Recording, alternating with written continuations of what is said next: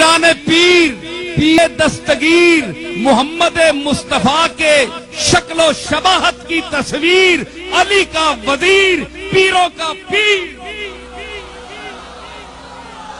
شیخ المشارق والمغارب، ابن الزرغام الصالب، علی ابن ابی طالب، اسد اللہ الغالب، شیخ عبد القادر جیلانی رحمت اللہ علیہ، سب سے بڑا توحید کا مدرس۔ یہ الگ بات کہ ہم آج اس کے 11ویں کھا رہے ہیں، لوٹ رہے ہیں اس کو، اس کے نام پر۔ ہم نے اس کی تعلیم چھوڑ دی، چاہے کوئی پیر ہو، چاہے کوئی مولوی ہو، اللہ کا نام چھوڑ دیا ہم نے۔ شیخ عبد القادر کے مواعظ کو ہم نے تاکہ نسیاں پر رکھ دیا، صرف اس کو 11ویں دینے والا پیر سمجھ لیا۔ اس کے نام پر ہمیں لوگ 11ویں دیتے ہیں، ہمارے ہاتھ چومتے ہیں، ہم کروڑ پتی بن گئے ہیں اس کا نام کھاتے کھاتے۔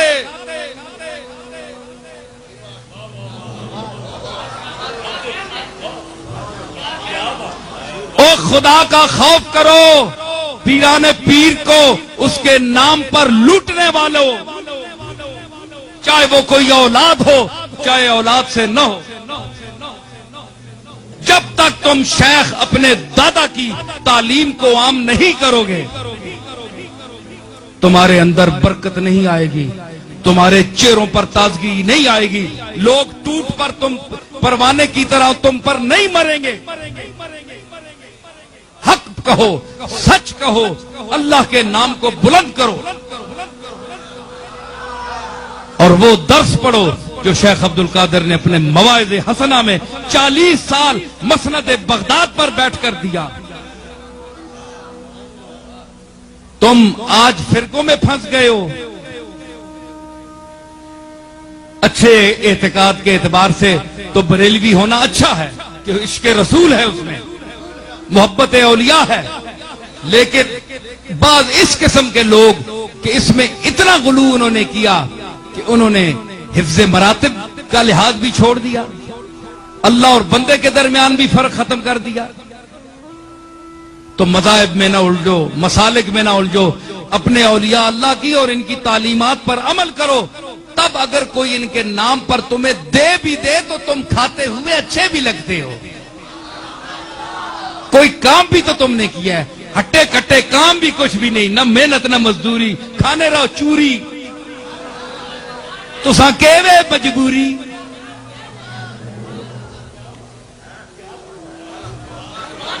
کیا تم سے سوال نہیں ہوگا قیامت کے دن؟ کیا اولیاء اللہ جن کے نام پر تم لوٹ کر سب کو کھا رہے ہو، لوگ تو تمہیں دے رہے ہیں ان کے نام پر، ان سے نہیں پوچھا جائے گا، یہ نہیں پکڑے جائیں گے، تم اور میں پکڑے جائیں گے، ہم پکڑے جائیں گے، جو کھا رہے ہیں، جو لے رہے ہیں۔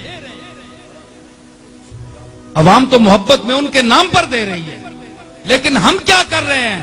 ہم نے کیا ان کے مسلک کو عام کیا، رواج دیا، ان کی تعلیمات کو عام کیا، اپنے منبر اور محراب پر ان کے مواعظ کو پھیلایا، ان کی کتاب کو سامنے رکھ کر غوث پاک کے خطبوں کا درس دیا؟ کیوں؟ غوث پاک کا درس جو ہے وہ اللہ کا درس ہے، غوث پاک کا مزاج رسول کا مزاج ہے، اور اس کی دلیل ان کا اپنا کہنا ہے، وَكُلُّ وَلِي لَهُ قَدَمٌ وَإِنِّي عَلَىٰ قَدَمِ النَّبِي بَدْرِ الْكَمَالِ۔ وہ مزاج نبوت سے آشنا ہے، وہ مزاج نبوت پر بولنے والا ہے، وہ اللہ کی توحید بیان کرتا ہے، وہ سب کو محتاج کہتا ہے۔ اپنی رونق، اپنا استکبار، اپنی برتری، اپنی بلندی، اس کو چھوٹا کرو، گر جاؤ، گھٹ جاؤ اور مٹی کے ساتھ مٹی مل جاؤ، یہ غوث پاک کا درس ہے۔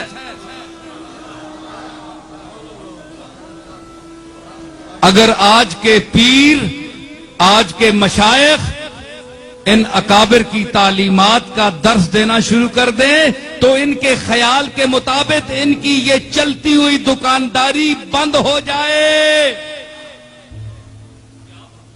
اس لیے پیران پیر کا درس نہیں دیتے، اپنی درگاہوں میں مولویوں سے اور درس دلواتے ہیں اور باتیں۔ میں نے بڑی درگاہیں دیکھی ہیں, اپنی درگاہ بھی ہے ہمارے, بہت ساری دیکھی ہیں, کوئی کام کی بات نہیں ہوتی. ایسی باتیں جس سے کھچ کھچ کے لوگ بس صاحب مزار اور جو موجودہ پیر صاحبان ہیں ان کے ساتھ نتھی ہوتے جائیں, بس ان سے چمٹتے جاؤ, ان کو پیسے دیتے جاؤ. بھائی کیوں دیتے جائیں؟ انہوں نے کیا ہے؟ ان کی خدمت کیا ہے؟ ان کی باپ دادا کی خدمت ہے, ان کی کیا ہے ذاتی خدمت کیا ہے؟ ہمارا کوئی پیسہ حرام کا ہے پہ ان کو دیتے جائیں؟ سمجھ آئی؟ تو کم از کم سوچو, دینے والے بھی سوچیں کہ ہم کن کو دے رہے ہیں اور کیا یہاں ہو رہا ہے. کیا کوئی غوث پاک کی تعلیم عام کی جا رہی ہے یا صرف 11ویں منائی؟ 11ویں منانا کوئی سنت تو نہیں ہے, کوئی فرض تو نہیں ہے, کوئی واجب تو نہیں ہے. جس کو آپ نے فریضہ سمجھ رکھا ہے یہ کچھ بھی نہیں ہے, ایصال ثواب کی ایک دعا ہے. اگر کرتے ہیں آپ تو کر سکتے ہیں, لیکن اس کو ایشو بنا کر لوگوں سے جمع کرنا پیسہ اور لوگوں کی خدمات حاصل کرنا, اس کو ذاتی اپنی تعمیر اور مربوں میں اور ذاتی پراپرٹی بنانے میں خرچ کرنا, یہ غوث پاک سے بددیانتی ہے. ایک ایک کا پائی پائی کا قیامت کے دن غوث پاک حساب لے گا. دنیا میں تو گل چھڑے اڑا لیں لیکن غوث پاک چھوڑنے والا نہیں ہے, کیونکہ غوث پاک نے جو تعلیم دی ہے وہ اللہ کے لیے دی ہے. اس لیے اس کی تعلیم کو عام کرو, پھر اگر تمہیں کوئی دے تو تم اچھے بھی لگتے.